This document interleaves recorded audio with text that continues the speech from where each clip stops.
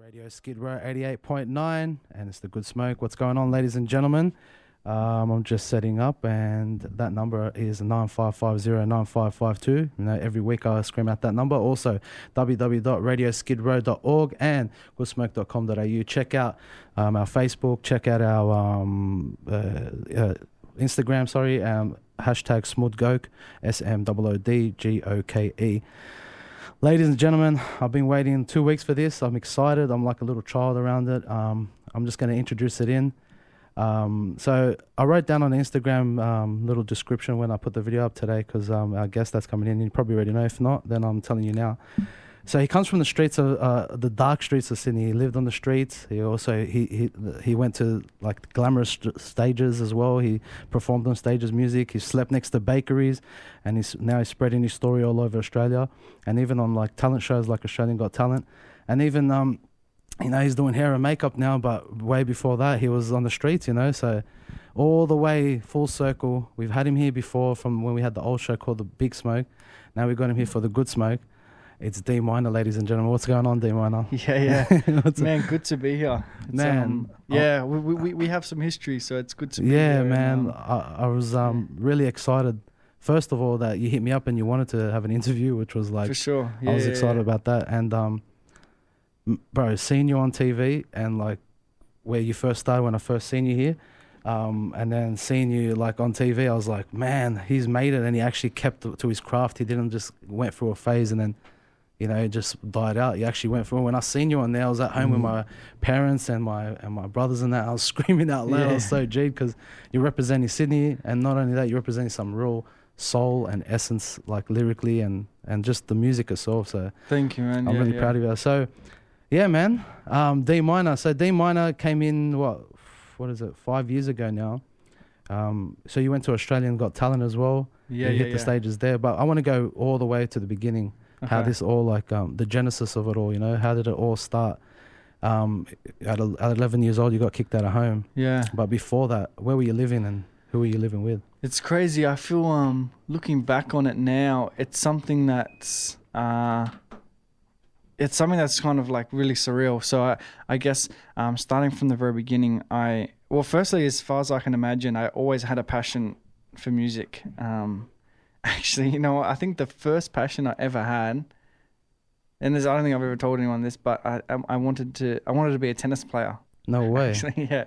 How did that come about? What did you... I love sports. I love sports and music. Yeah. And those were two things I really loved. And I felt like I wasn't really great at music. That was never something. Actually, let me come back to that. Let me start from the very beginning. I guess from the very beginning, I was brought up in a neglectful, kind of unsafe environment, and I have a twin brother. And I guess I was going to school at these certain times. I was going to school. I was on and off from school. I then got kicked out of home at the age of 11, and I found myself homeless, and that's when I dropped out of school. It just was an environment where I just didn't attend, and just due to my situation. And I guess at that age, you kind of you become like street smart. You know the surroundings, and you kind of adapt really quickly. And then from that day, I remember it pretty vividly. I got kicked out and I left, and I just never returned. And that was the last time I ever went home, and. I was with my twin brother during this period, and so many stories. I feel like I talk about this in a lot of my music. This is where most of my music comes from. I talk about how I used to sleep next to bakeries for warmth. Like I would know when the morning milk runs would come. I know when the bakeries would open. I remember climbing on top of the shops and sleeping next to chicken shops, the air vents. I remember staying in sand ditches and golf courses with my twin, and and I talk about this in this song I wrote, Concrete Pillow. I talk about how I used to stuff newspaper under my jackets. Looking back at like in that situation, then I feel like it was normal. I feel like I didn't know.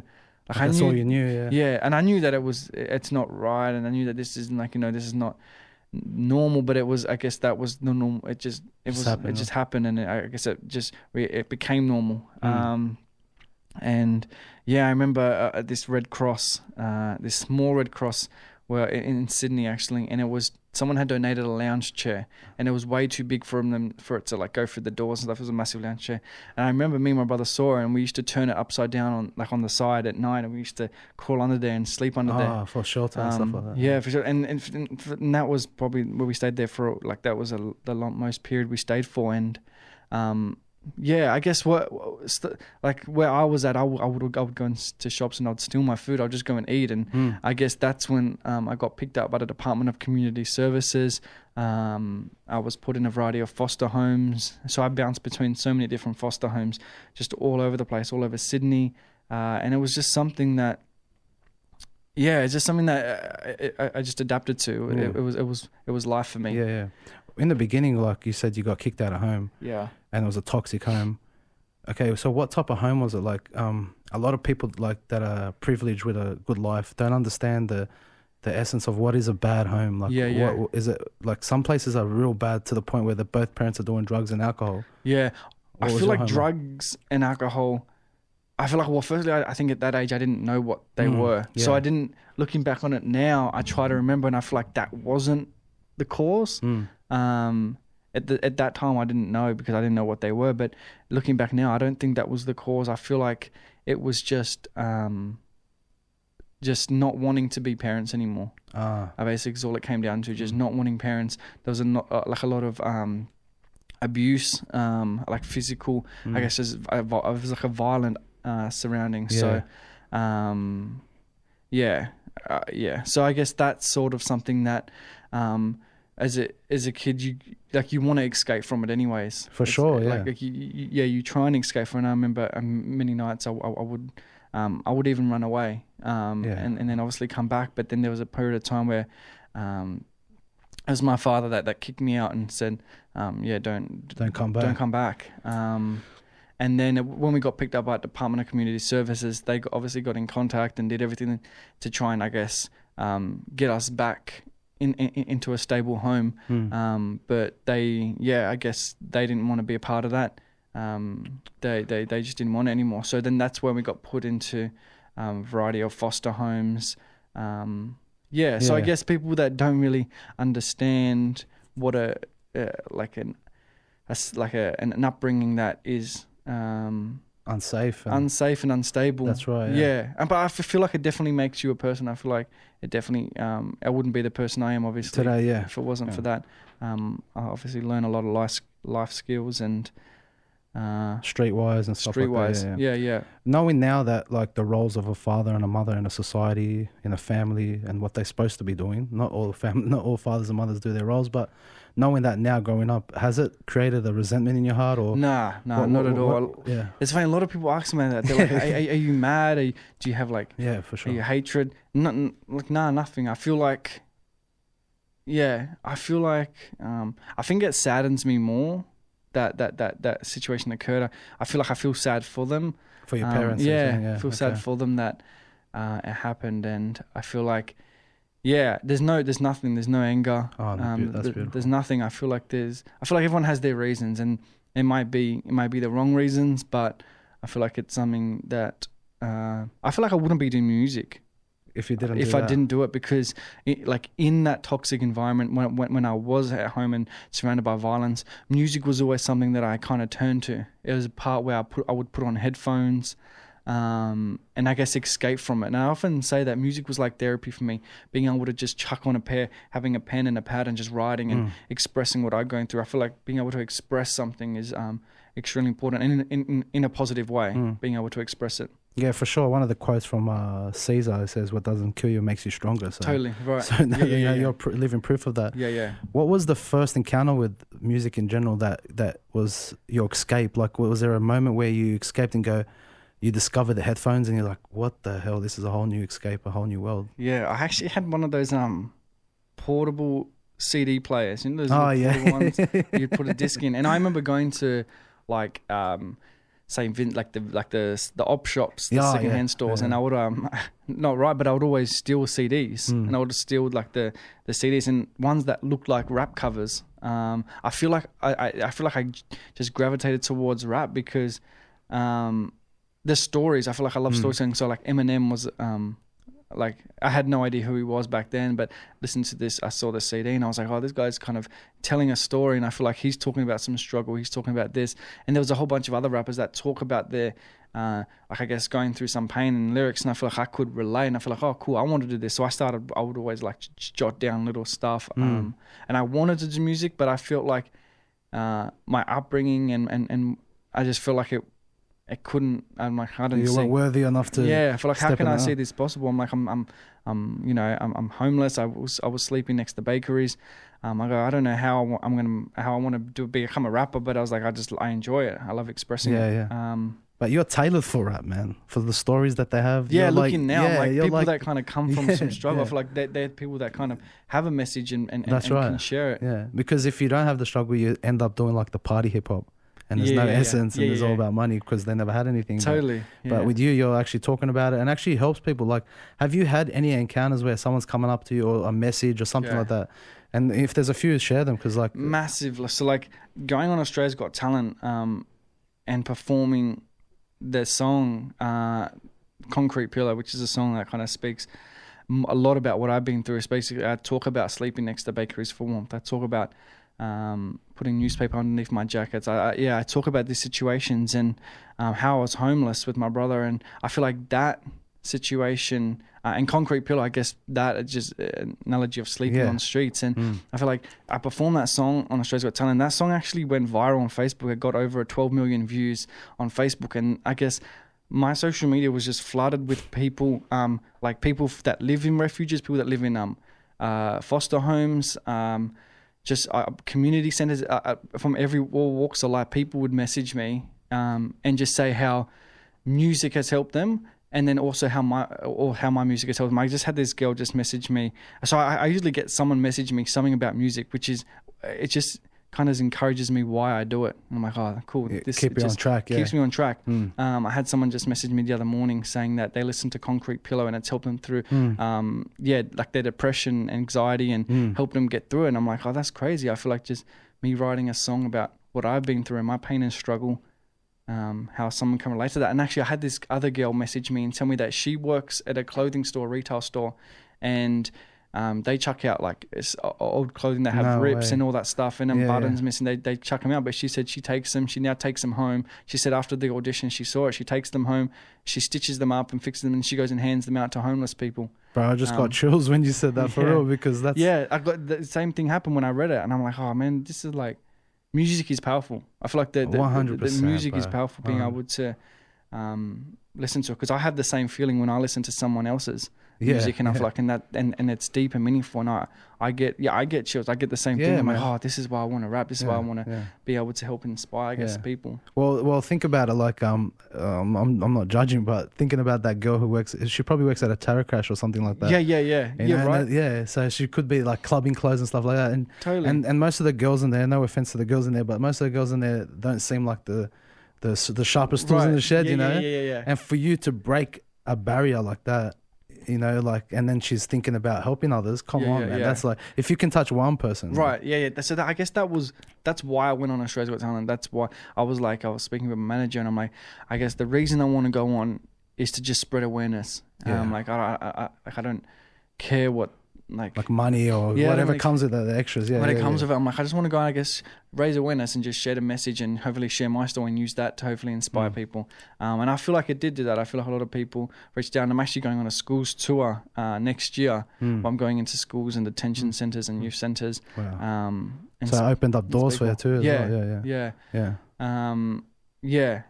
feel like that's a lot of events I'm doing. I feel like that's I just did an event called Sleep Under the Stars. With a few weeks ago. What's his name? Kyle and Jackie. I saw that. Yeah, beautiful. For Stepping Stone House, and I guess that was to just raise awareness. And money for Stepping Stone House to, I guess, help kids that are in the refuge. So I feel like those sort of events is important to me. I feel like that's why. And you're teaching those people that are sleeping under the stars, like, be grateful, like, to have a home, because we don't know what it's like to not be on the street, like I mean, to be on the street, you know, to have a heater instantly, cup of tea instantly, food instantly, you know what I mean? Or you can pack up your whole pantry with food. People don't have that. They're just living day to day. I know, do you know a guy called, what's his name? Ricky Herrera? He does swag. Yeah. Yes. So we had him on the show here. No way. I yeah. did stuff with him when he was That's at Martin Place, and Yeah. we would go out, and I used to go with him, and we used to feed the homeless. Yeah. But that guy's a Great legend, guy. bro. He reminds you of you because you can feel the genuineness behind what you're doing. You know what I mean? Yeah. He's not doing it for no money Yeah. at all because he's been on the street Yeah, like yeah, you. yeah. Like he's been homeless and someone took him in, and then he repaid it back. So Yeah. stuff like that, man. I think that's why we're here saying like good smoke. You know what I mean? Yeah. And with the name Concrete Pillar as well, it's like an oxymoron as well. So it's like when you think of a pillar, you think of comfort, but it's concrete. So it's like like with good smoke, it's good smoke. There's no such thing as good and smoke. Like all smoke is bad, but what I'm trying to represent is the big smoke of Sydney. So another thing that I understand that I couldn't understand was with your brother as well, man. Like I have 2 younger brothers. We always get along, and most of the time anyway. And then we have fights as well. Yeah. Bro, you're with your twin brother. You have a deeper connection. Was there times when you were just like, F you, get away from me?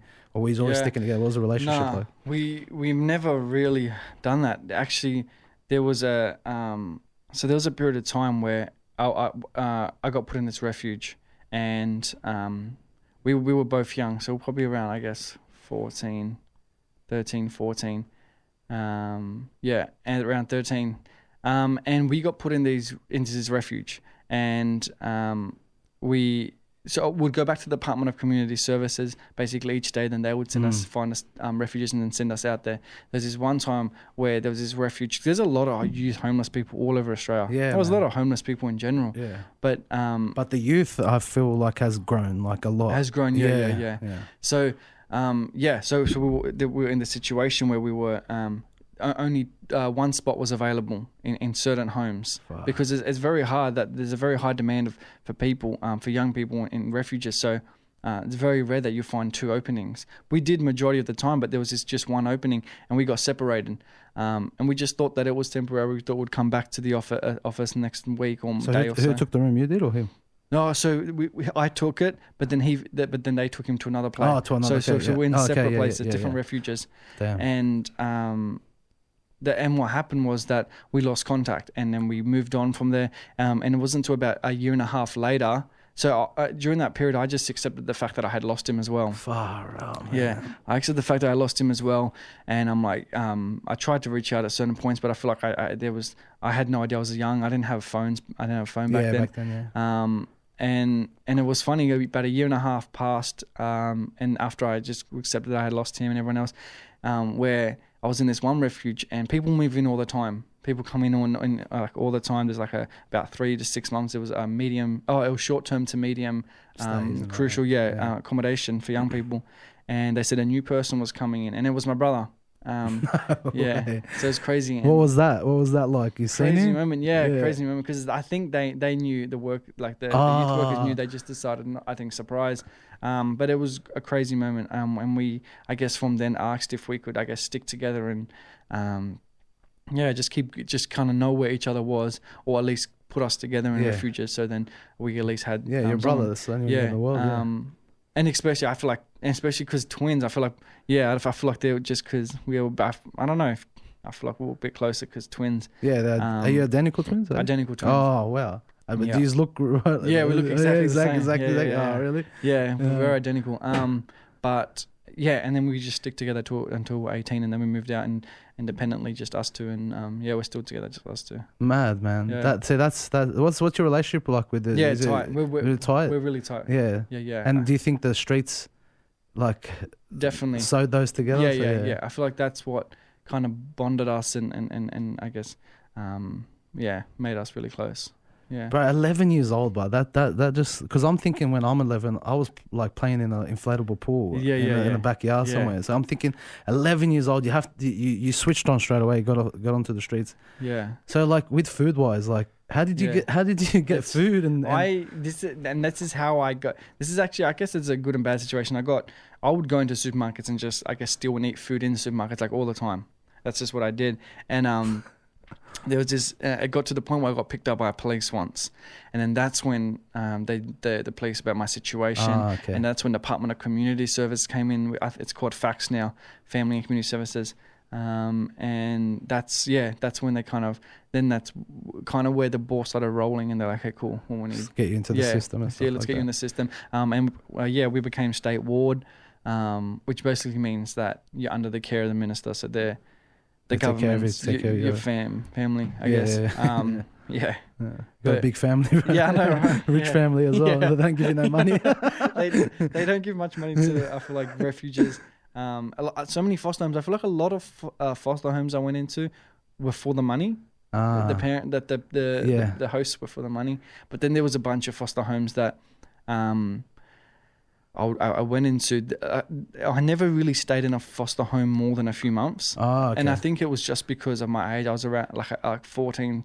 I was around 13, 14, around that age. It's no one really wants to take someone in for for a long period of time, because I feel like they want to adopt when they're really young. Yeah.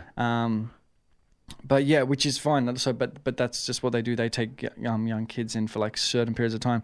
But there's a lot of people that they loved it. Like they I feel like just their passion being to help people, help young people. Yeah, there are genuine, definitely genuine people. Yeah. But it's a shame that the big corporations stuff it up for those ones, you know? Totally. Yeah, because I remember going into this one foster home. I had nothing. All I had was the clothes I had. And they took me out the next morning. The first night I went there and took me and my brother were both there. They took both of us shopping, just bought a bunch of clothes and hooked you up and that. Yeah, so I feel like there are genuine people with real hearts out there. Yeah. One more question before we go to the break. The people in the city, like business district, it's so fast paced. Yeah. And most of the time you see people just walk past the homeless or even the youth homeless, you know what I mean? That. What is something that you can educate the well-off people, the people that work in the city, when they see these people, not just to walk past them? And what's something they can give practically to them, like tangibly, that's really going to help them out instead of just money? Stuff like that. Yeah, I feel like having conversation is really important. Yeah. I feel like you can, like, if you walk past a homeless person and you see them kind of slumped over, it's very easy just to judge. And I feel like that's right. Yeah, it just, I don't know, the human mind just starts judging straight away. And you think, oh, I don't know, what a bum or something like that. But I feel like everyone is put in a situation, and actually, I did this at one show actually in Melbourne the other week, and some lady came up to me and told me her son was homeless and was killed by a garbage truck when he was sleeping on the streets. And she said he would have loved your music, and she said, I wish he heard it. And she goes, the thing about her son is that before when she they reconnected just before he passed, she goes, she said that he said that no one stopped and talked to him. He just goes, he would see people and he just wished that someone would just stop and have a chat with him. That's all they wanted. And just say, hey, what's happening? Like, what's the situation? Yeah. Like, not even just a situation, like how, just life. Yeah, just speak about whatever. Talk about life. Yeah. So I feel like that, have a chat with someone and talking, I feel like is important. Food as well. Like if it's something tangible, like it's something physical, I guess, toiletries and stuff like that. Like toothbrushes definitely. And stuff like that. Yeah. Yeah, man, it's really hard out there. Concrete Pillows, man. It came out about a year ago now. About a year ago, yeah. This song's awesome. I love the song. I used it for the promotion for today as well. You did it with Alice Simpson. Yes, and she's an awesome singer. So how was that like? Crazy, because she's Cody Simpson's sister. Oh, okay, yeah. She the one that he was in America for a bit. That guy. So he lives in America now. Yeah, he's dating Miley Cyrus actually. Yeah. Is she the younger one? She's young. Yes, she's younger. Yeah. Okay, nice. Great. She was on a show, Filthy Rich and Homeless, on SBS. I was on I was on the ABC show, on the Tom Ballard show, and the producers just recommended that we get in contact with her because of, I guess, she doing a positive course for the Filthy Rich and Homeless, basically where they get celebrities to go and experience homelessness for a bit. So I reached out to her and thought that'd be a great course to get her on a track, and it just blended and just worked so crazy. She's really done so. She's cool.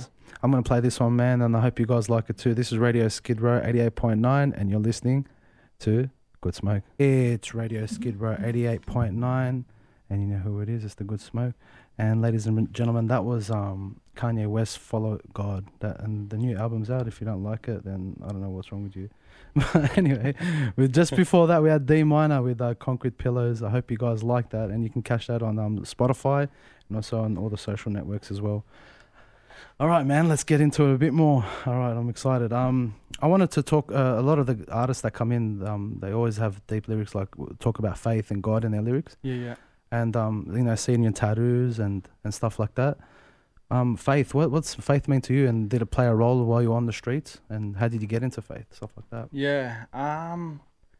I guess just being, well, actually a funny thing about me, I actually got a unofficially adopted. Oh, really? Yeah, by a Polynesian family, actually, by a Tongan family. Nice.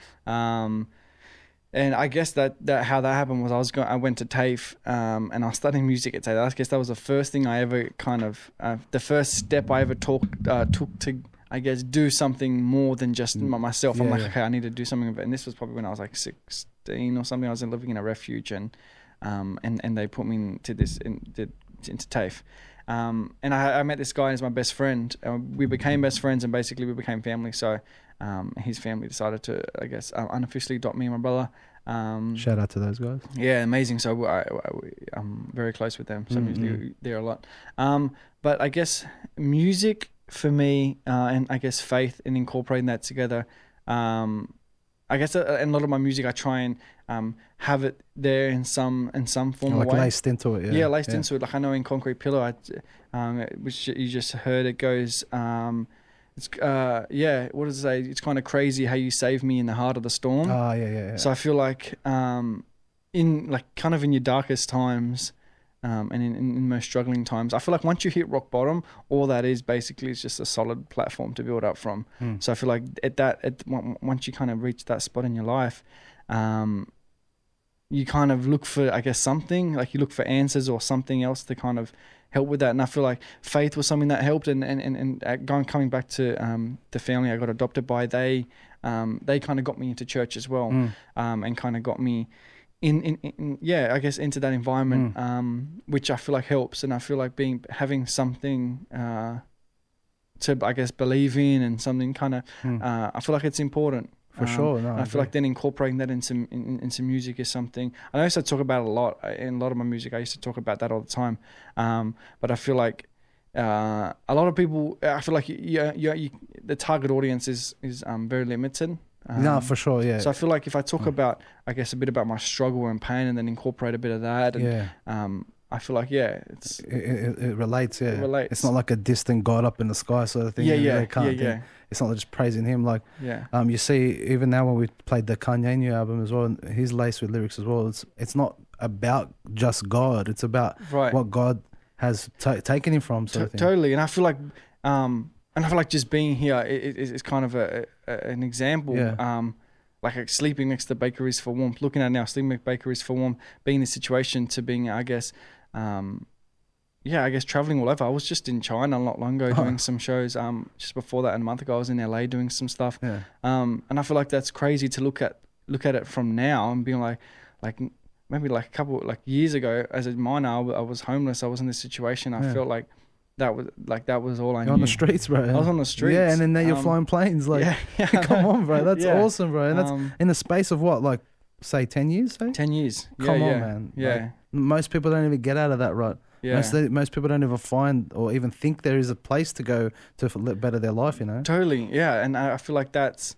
and I feel like that's kind of just testifies that's right about faith. Yeah, that's right. Yeah. Well, if you go see the titles of the Bible, Old Testament, New Testament, right, they're testaments, they're testimonies of people's lives, and they're not just going God, God, God. They're saying, I'm going through this struggle, and I don't know what to do. Then they ask for guidance, sort of thing. Totally. And that I think that's what we all go through. Yeah. Even when we hit rock bottom, even if it's not rock bottom, even if it's just like an argument with a friend. Well, everyone go. I always say this. I go into like when I go into a school, I said that, or you've said that everyone goes through some form of struggle. Yeah. Like whether it just be like the tiniest thing. I feel like even someone that has life all planned, like some maybe some rich guy. Rich guy, I feel like they everyone goes through some form of struggle. It might not be as big. It's probably a minor thing. It might be big to some people, but I feel like everyone can relate to, I guess, feeling down at times or going through something, whether it's big or small. So I feel like that's sort of something that no one can escape that, man. Everyone's going through pain, right?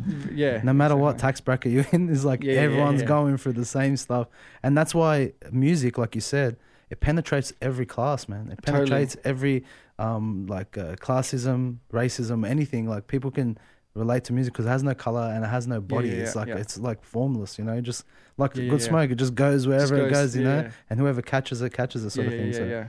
And you also got tribal tattoos, man. Yeah. I they guess look awesome, by the way. Thank you. I got these a while ago. And I guess this is to just show my Tongan side and my Tongan family. A lot of people don't know that about you as well. Yeah, they don't. And I think that's one thing in the Tongan community, that you're inspiration, bro. Because a lot of Polynesian families, their kids aren't really confident and they're scared to step out, sort of thing. And you show otherwise, you know what I mean? And also like when I got adopted into a Tongan, unofficially adopted into a Tongan family, I guess that's I felt a sense of like that's sort of the first sense I felt of a family and that. So I felt like, I was like, okay, I got more into it and felt like that was sort of something to, I guess, represent in my side. And, and then... bro, I reckon the best family could have landed into was a Polynesian family because they're the best with family, man. Right. They're always together, celebrating. Yeah, there's families just everywhere with them. And that affected your music as well? And how's it done that? Yeah. Because... I guess just having that support there as well, it just concretes what I do. What about like with hip hop as well? Like, did they say, "What are you doing?" Or did they encourage you? Nothing like negative at all. 100% support, like whatever I do. In fact, it wasn't. They encouraged it. Really? Whatever you want to do. Yeah. Well, I feel like because I'm not there. I'm not there. I guess my lyrics aren't degrading. I'm not talking about. I guess violent things or stuff a life that I'm not living, basically. So I feel like they're supportive, extremely supportive. Being on the streets, what was your favorite food, like trying to find or steal or anything from the shops? Did you have any like? Yeah, I don't know if they still have these actually, but I would go into these supermarkets and I'd get these I remember these donuts, and they had like flavor. They got the pink, yellow. Yeah, pink, yellow, and like the like chocolate ones, and I got like the two, and they just taste like cardboard because they're just like because they're gone all hard and stuff. Yeah, because they're just gone hard, and then they're just like the cheap, cheap one. I remember just grabbing those actually a lot. But I would go in and just eat, and that's sort of well, I didn't have any other options. Yeah, that's right. That's like that. And you get desperate when you're hungry and stuff. Like you'll eat anything or do anything. Yeah. So I feel like that's sort of something that I just did. I remember going into like Coles supermarkets other times. And I remember many times like getting kicked out of them for doing that. For eating them. I remember going to, because I had this one supermarket, I'm not going to say what it is, but they just had this area where I could take food and go eat it there. Not like, no, I wasn't meant. It wasn't an area for that. It was just a very discreet little area for, where it fitted nicely. Where I could just quickly nibble on some stuff. No. But it's hard, man, because I see like bakeries throw all their at the end of the day throw their things out. That as well. That's something that I don't think people realize though, but how massive that is. Like, guys, if you don't know. Like Baker's Delight and pretty much all the big bakeries, at the end of the day, what they do with their bread is literally, I've seen this firsthand. Throw out all their bread, everything. They throw it all out because they're not allowed to give it to people on the street. Yeah, they're not allowed to give it. Because they're liable in case something happens to them. And you're thinking, how is this country have homeless? Like, what can we do about that? How can we change that? Like, like because of laws that people aren't eating. Like we could feed a lot of people. You could feed a lot of people with the food waste. It's so many places. But the thing is not even waste, but like they call it waste. You know what I mean? That's just because it's finished for the day. Yeah, because I was in Adelaide and we're doing some homeless work out there, and we used to go to the Baker's Delight to help out the homeless, and they were allowed to give it to us because we weren't allowed to sell it, but we were allowed to help. Okay, you know what I mean? But I bought like a 6-pack of hot cross buns, whatever, and as soon as she gave it to me. She just gets it and throws it all the rest in the bin in front of me. I was like, hey, what are you doing with that? Because we can't. Like it's not going off. It's just they're done. And that's things that policy in law should, 100%. Like that's like that they need something like that needs to change. Do you think a homeless man's gonna complain saying, I don't like pineapple on my, you know what I mean? So like, what's that all about? Anyway, that's a whole topic altogether. That is. So we went through the streets. You've made it out of the streets. You got into foster homes. and this is where I seen you on TV. You hit Australians Got Talent, and that for me was like, I was so proud of you, bro, because hearing your story from when we first met you, and you were so like chilled when we first met you, and you still have the same persona about you. You know, there was there's no viciousness about you, even though you've been on the street. Because I've seen other people on the street, they're vicious, you know what I mean? They're angry, they despise life and all that. But you've got a beautiful sense about you, bro. Thank you, man. What was Australian Got Talent like? Great, crazy. I feel, as I said before, I feel like going on the show just to, I guess, raise awareness about a situation is important for me, and that's why I went on. But it's just a cool experience. I feel like I had done other stuff with some kind of TV, but being able to go to this level and platform, and I guess the exposure was one of the best things. If anyone, the best thing, if you'd ask me what the best thing of going on Australia's Got Talent was, I would say the responses from people. Like I said before, people messaging me saying how this has changed them, how I had so many stories. A lady sent me, she's told me that she printed out the lyrics to Concrete Pillow and has put it in. She said that she has said she had a son that had passed away from autism. It's another story that passed away from autism. She said that he suffered with mental health, and she was saying that homelessness is something that is, very aligned with mental health, and it sort of all ties in. So she was saying that she printed out the lyrics to Concrete Pillow, and then she has like a little she told me a glass cabinet. She sent me a photo of a little glass cabinet with like a shrine sort of thing. Yeah, just a little to memory him. She said she printed it out and stuck it there, and I was like, oh, that's crazy that a song that I wrote about me sleeping next to streets and what I've been through can impact someone so much. And you don't even know them. And I don't even know them. Yeah. And it happens a lot. I'll go into I know I've been into a few schools to talk about what I've my life and share my music. And a lot of the time people, I feel like can't, I guess, wrap their head around it. That you've done. That is a life like that and being able to experience that. But for me, I feel like it's nothing. I feel like it's normal. I guess that was life for me. Well, if you're doing it every day, it becomes normal, man. Yeah. But deep down inside, you knew there was something. It wasn't right. Come back to Australia's Got Talent. It's crazy. It was good. It was very. It was very. Very staged. Production. Like everything's organized and stuff. Everything was just on point. You go into a room, everyone knew what was happening. Oh, okay. There was never a time where I felt like, oh, what's going on here? Everyone knew, like, they're taking me here, taking me there. Audition after I did rehearsals. We ended up for the semi-finals. I performed this song I wrote, Home Run, and we ended up doing rehearsals basically the whole day, like just 10 different takes. We'd do like a camera rehearsal, then we'd do a light rehearsal. And it's different. I'm like, this is like crazy. I feel like it's work. It's work. Yeah. But I loved it. I'm like, I'm like, this is what I want to do. Like, a lot of people don't see that background stuff. Yeah, they don't see the background stuff. They see the polished up performance, but not knowing you did like 500 takes. Yeah, they see like 3 minutes when you spend like 12 hours. Trying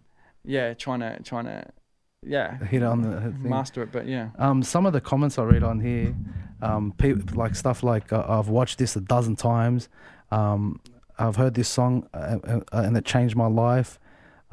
This music tells a story.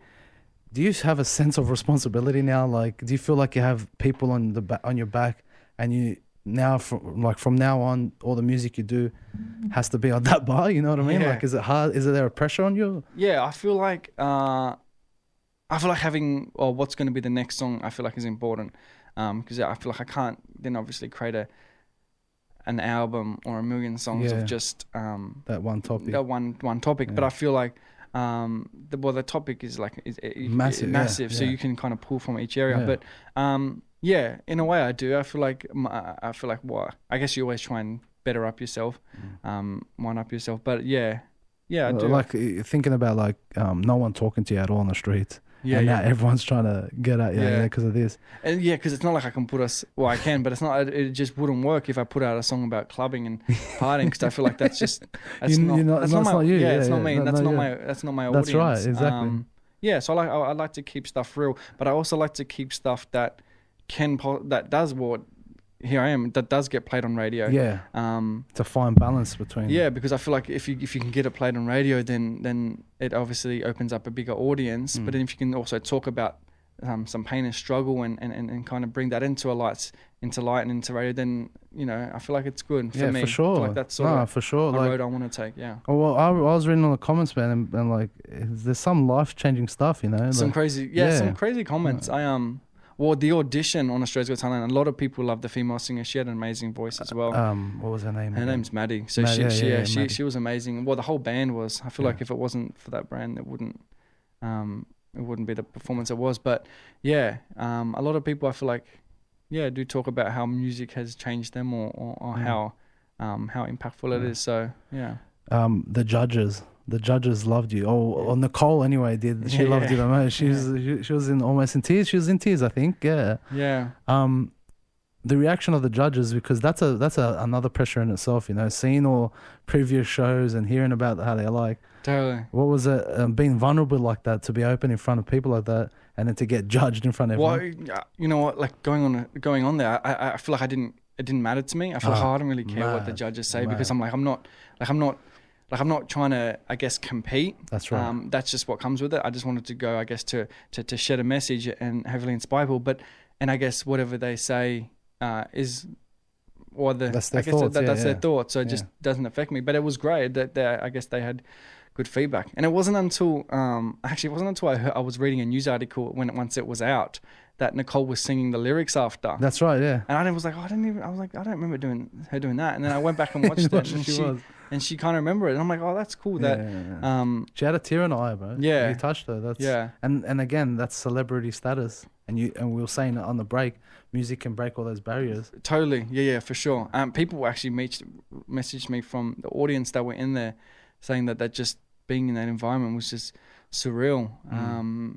A lot has to do with obviously like lights, production, and everything that as well. But it was great. I think it was your lyrics, mate. To be honest, thank you, man. Yeah. I don't think a lot of people could make it through what you made it through, And at a young age, 11 years old, I'm telling you now, I've had friends that have been through similar stuff, and they're totally on the other side of the tracks, man, on drugs and right. You know what I mean? People go through it, like going in refuges, living in a lot of these refuges with people that were in same situations.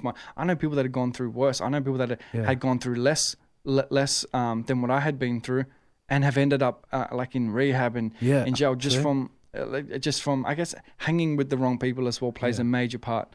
But how do you do that on the street? Like, you know what I mean? I'm glad you had your brother though. Like, I feel like that's why that major part. Like living in a refuge, you're surrounded by so many people that have their own battles, their own struggles, and you sort of just come up in that together. But being able to, I guess, and as I said, music was something where I just escaped and put on headphones, and that's sort of where I kind of kept me grounded, and I kind of just escaped from that.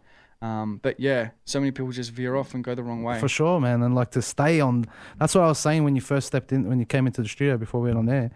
Like, bro, I was so proud of you that you stuck to the hip hop. Yeah. Because I've had other hip hop artists here, and even artists in general, and they have a song released that day, and they're coming out, and then years later, I don't hear of them. Yeah, they're not continuous. I feel like a big value of mine, two big values, I guess, is persistent and consistency. Being able to just stay, I guess, persistent in what I do. Like I love it, so I'm like, why would I not do it? Exactly. Yeah. So I'm like, if I can just keep at it, keep going at it. Yeah. All right, I'm gonna play some music and we'll come back. We're just about to hit 7:00. I'm gonna play "Blessings" by Lecrae. I don't know if you guys know Lecrae, but this one here is with Ty Dolla $ign, and I really love this song, and it goes fitting with the subject that we're talking about.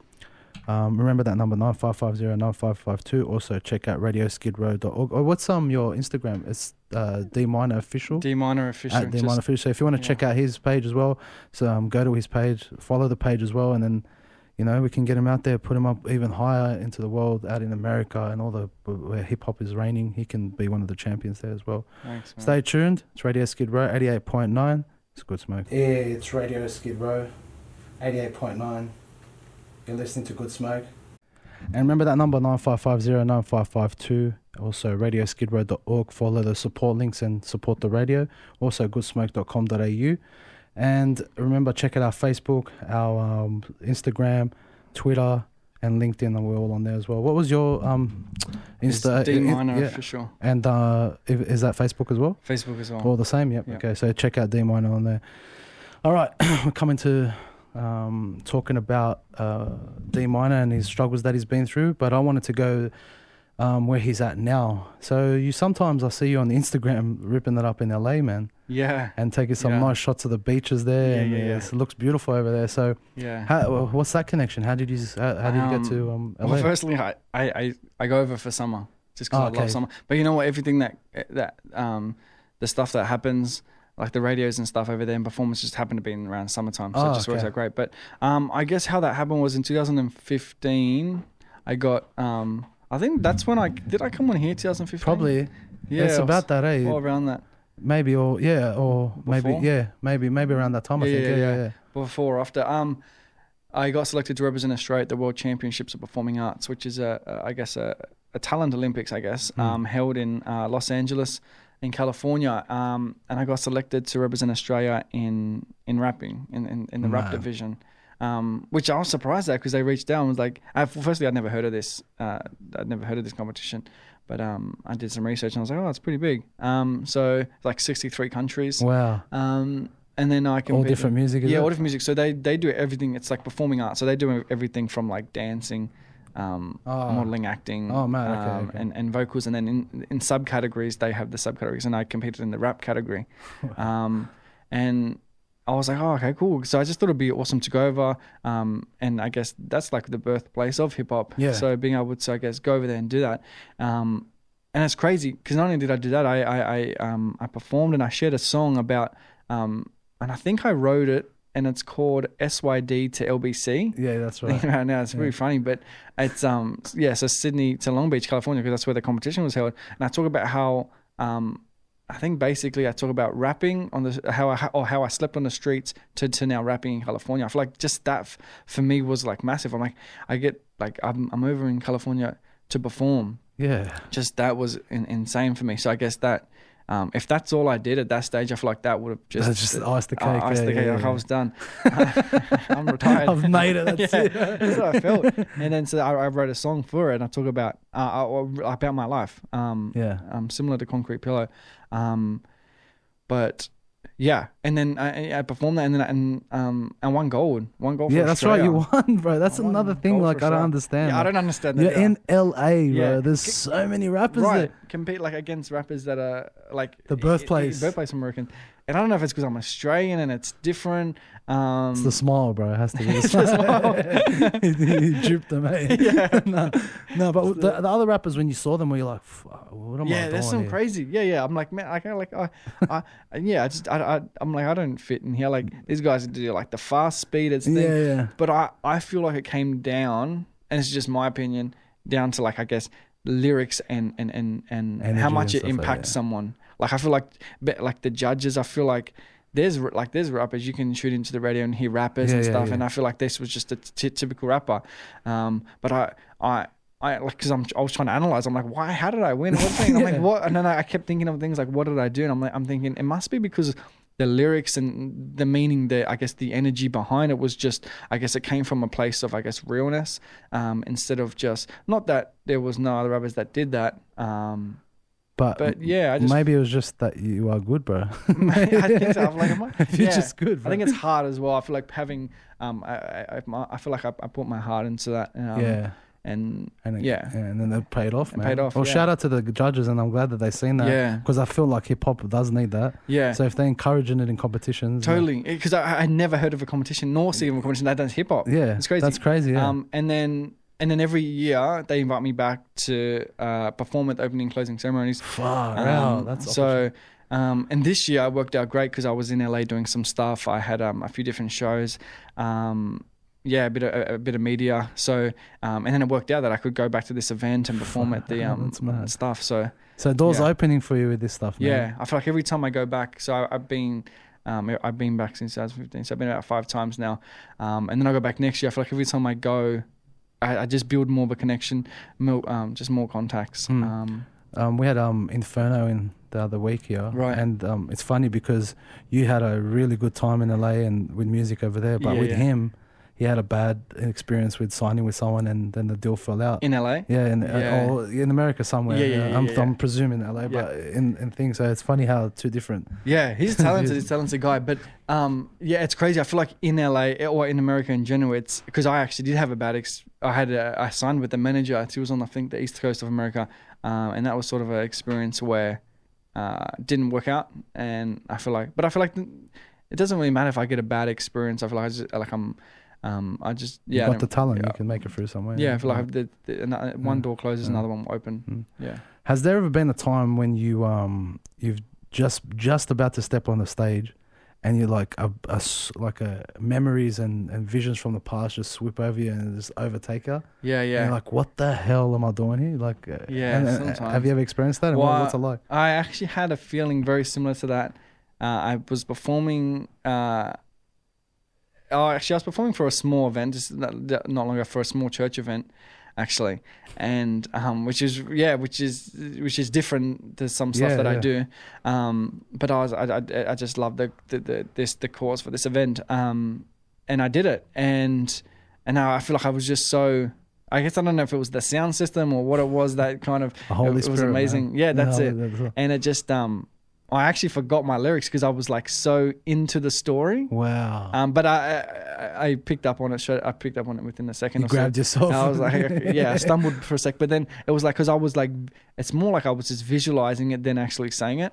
Yeah, man. But 100%. but totally, I stuff like that is thing. I performed actually Stray Day Parramatta Park, and that was crazy. There's like 20,000 people, and this was on the big festival stage, and I'm thinking what am I doing here? Like I have a dressing room with my name on it. I'm like, what's like, that's surreal. Yeah, it's a surreal experience, man. For sure. Definitely. Yeah. I was gonna say, your brother, how does he feel about you doing like music and that? Yeah, supportive. He loves it. Yeah. He's, and is he anything musical, anything like that? Nah, he doesn't really do music. He's not massive into music. He loves listening to it, and he definitely supports me 100%. He's more into I guess more in fitness side. Is he? Okay, I feel like I feel like being able to like I often say this. When I go to schools, people ask me, "What advice would you give to kids?" That's what I was about. That was the next thing I was going to. I was trying to lead into that. Yeah, and it's funny because people ask me, "What advice would you give to these young kids?" And I'm like, and I feel like it's tricky because I feel like that's a big question. Yeah, well, for sure. And I say, I guess find something that you love, no matter what it is. Except for, I feel like growing up, a lot of people, like I found music. A lot of people would find stuff like drugs and alcohol, and I guess channel that into that, or crime and channel their energy into that. I channeled mine's music, no matter what it is, and I feel like he did that with, I guess, fitness. Man, that's awesome, bro. Yeah, but we are very similar. Like I love fitness as well. But yeah, I feel like that's he's not really doesn't follow the music side, but he loves it.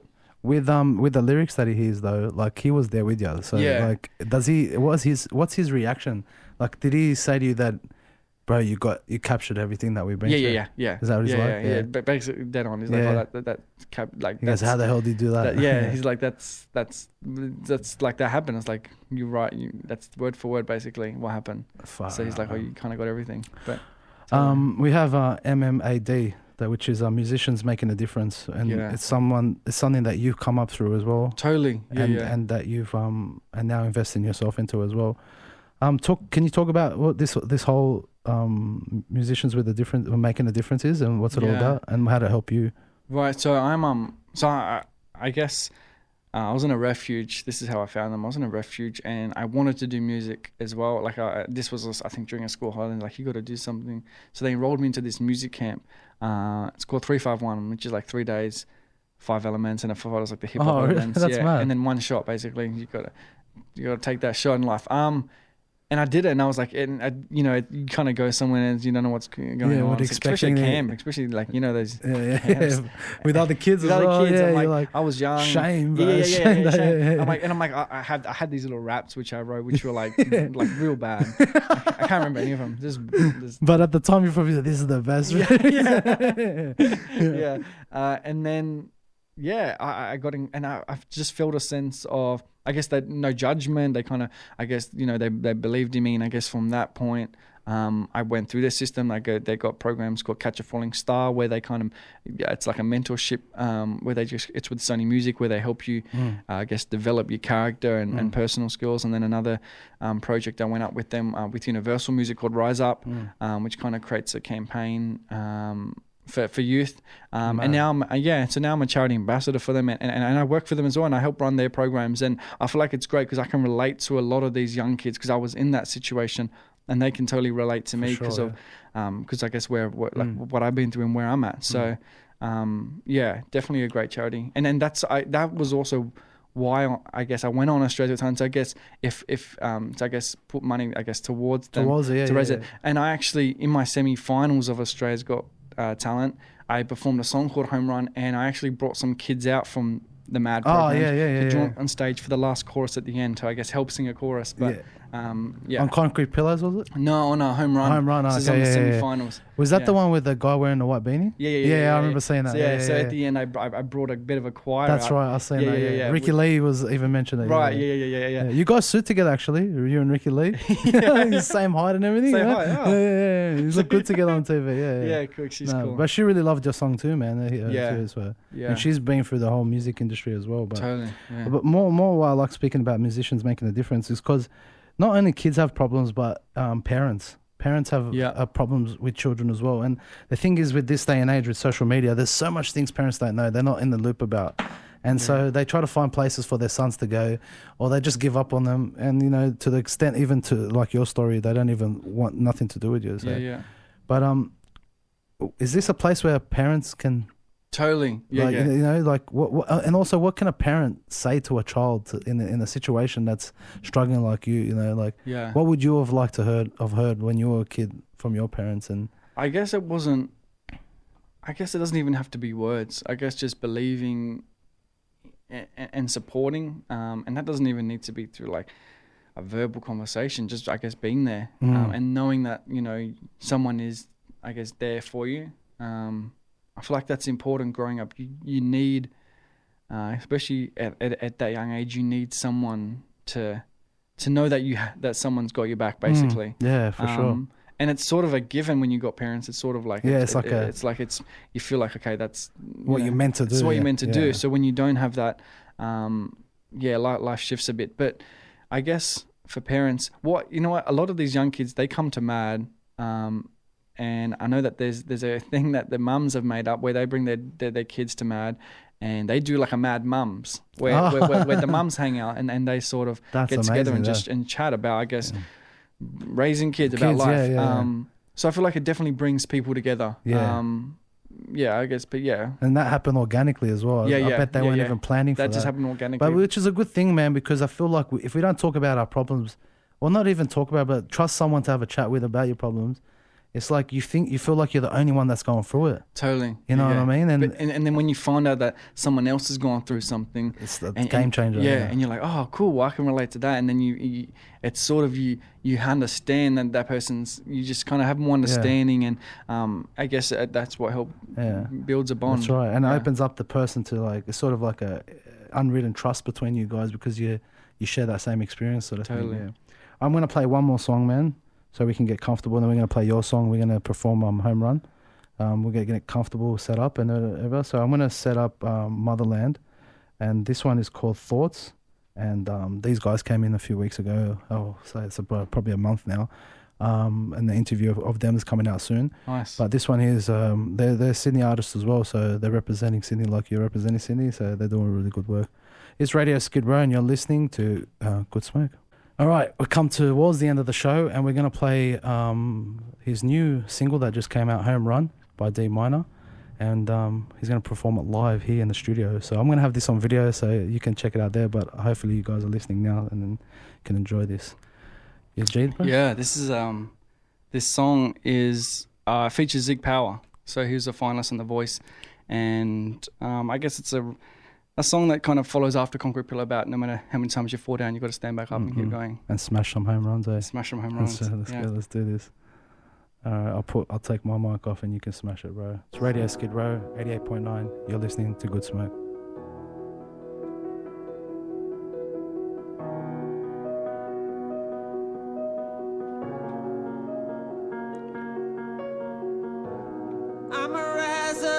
I'ma take it all. I'ma hold my head high, never low. And when they think I've had enough, Yeah. said I'ma keep on coming. And when the world knocks me off my feet, I won't give up, I won't ever sleep. And when they think I've had enough, said I'ma keep on coming. This home run is so real to me. Choked up, the will to breathe. Made the team, don't take loss. Stay strong, don't feel defeat. I have the drive, the will to be. Anything that I want, I will succeed. I feel alive, I feel the beat. I'm a wildebeest in the field of dreams. Anything that I want, I'ma do. Anything, I'ma get it, I'ma prove. It's a home run. When I swing the bat, I'll run hard. Never looking back and we stand up. Ignite the sun. Hindsight, cause I might have won. Dark days and we part ways. Let's stand firm and unite as one. Stay alive, keep breathing. You can't leave for no reason. My heart knows that I need this, and my scars show when I'm bleeding. But I cover up and I pull through, cause if I can, then you too. Reach a home run when you broken. I'm growing up, I'm in motion, and I'm running through the city when it's night. And I'm feeling so alive that I might get it any minute. I'ma live it, I'ma love it when I got it. And I'm never giving up this fight, so know that it's humanity. A teenage dream to reality. All people, we all equal, so let's recharge this battery. I'ma rise up, I'ma take it all.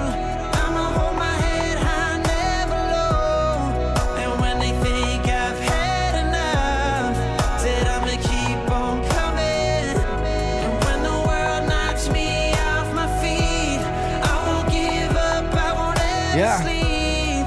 And when they think I've had enough, said I'ma keep on coming. I stand alone when I face fears. Not a day I don't taste tears. They laughed at my bad past, but I stand up. Had a great year. Slow down, I don't go there. Move around where there's no air. Where I suffocate, I can't breathe. I resuscitate, I can't leave this planet, yo, that I walk on. I'm worn torn, but I feel though, if I stay strong, stay brave, that there's nowhere that I can't go. And I feel like that I must strike while the iron's hot. I'll be fine. It's real life, it's game night, it's crunch time, so I must fight. And let's rebuild what they crushed down. Grab the flag and just run now.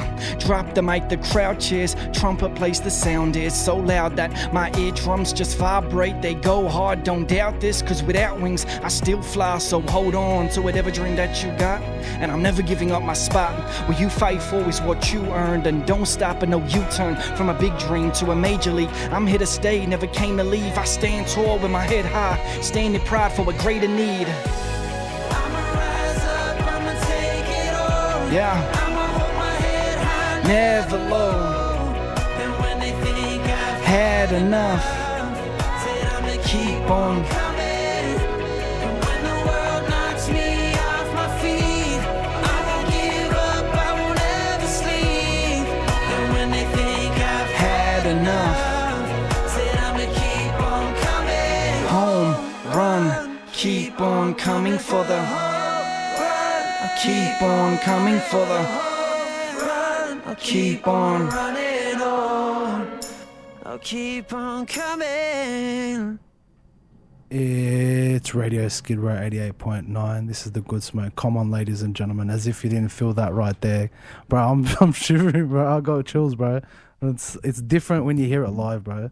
There's something you, about man. different. Like you could feel you, bro. I could feel like you're Yeah, thinking about it as you're saying it, bro. Totally. That's Yeah. I love it, man. It's I don't know, bro. I just lost for words, to be honest, bro. Can I just say, in 5 years' time, what home runs are you going to be hitting? Well, next year I'm going on a schools tour, but I guess what my plan is to I guess continue to make music, hopefully inspire young people. Go back to LA, hopefully I guess move over there at some point in the next few years, and just continue to release music. Yeah. Hit the charts. Yeah, you hit the charts here and Good Yeah, Smoke, man. yeah. So keep going, man. Thank you. And I like your persistence, and you've been keep on going since when I first met you. And hopefully, when you bring another single out, we're going to bring you back in, and well, hopefully you're in For Australia. sure. Yeah. Maybe we'll get you on Skype or something, something like that. But just one more question before we run out. Peer pressure from friends, family, or whatever, whoever it may be. Social media, even like comments and stuff like that. Yeah.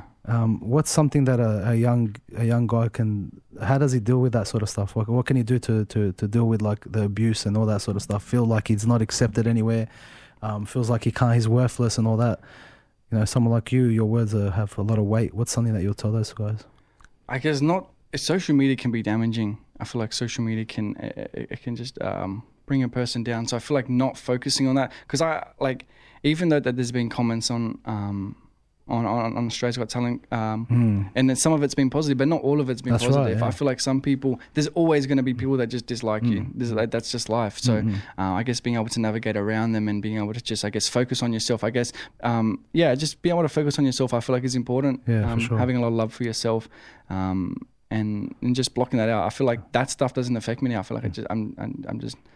You know what? It's funny. It inspires me more. I feel like it's just I laugh at it. You give me fuel. So like because on the second performance on the Australian Got Talent, Manu's wasn't the best. Like he didn't diss you or anything. But what I'm trying to say, he wasn't feeling it. Yeah. And I had someone stop me the other day when I was in town, and they said, oh, they talked about Australia's Got Talent. They talked about Manu's comment. They're like, they explained to me, they follow me. They're like, but it doesn't it like take away from what you do. Does it affect you? I'm like, no, like that's not. Yeah. It's not like it's.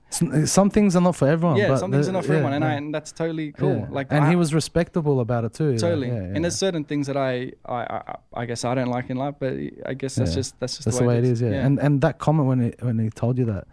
Because it seemed like you liked that guy as well. Yeah. Seems like a fun guy. Yeah. How did that hit you? And like, did you know? Some it's people, fine. I was like, oh, cool. Like that's your opinion. Yeah. I'm like that. It's like, I'm done now. Stop fuming there. I don't want to watch your shows anymore. I don't even want food. Did he cook for you when you're there? Nah. No, he should have, bro. I didn't do that. Okay, so we finished the show, man. I just wanted to say thank you so much for coming in. I really appreciate you coming in. Like, you know, you could be at any other radio station, like, and you came back to one of the places that you've come through. It started at as well, you know. So I really appreciate that, man. Thank you. That's why I came back.